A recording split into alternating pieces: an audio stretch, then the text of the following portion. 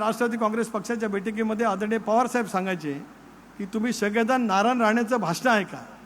नारायण राणे विरोधी पक्ष नेता म्हणजे भाषण करतात, तेवढं जरी तुम्ही थोडंसं शिकला तर तुमची विधिमंडळातली कारकीर्द उजवी ठरू शकते आहे, असं पवारसाहेबांनी वारंवार सांगितलं होतं.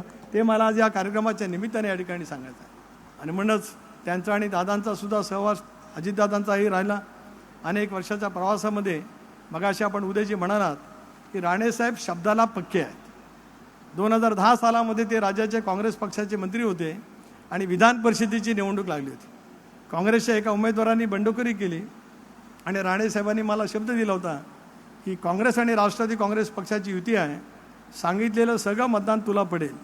त्यावेळेला काँग्रेसचे अध्यक्ष ठाकरे साहेब होते, माणिकराव, ते त्यांना सांगायचे की मतदान वेगळं झालं पाहिजे.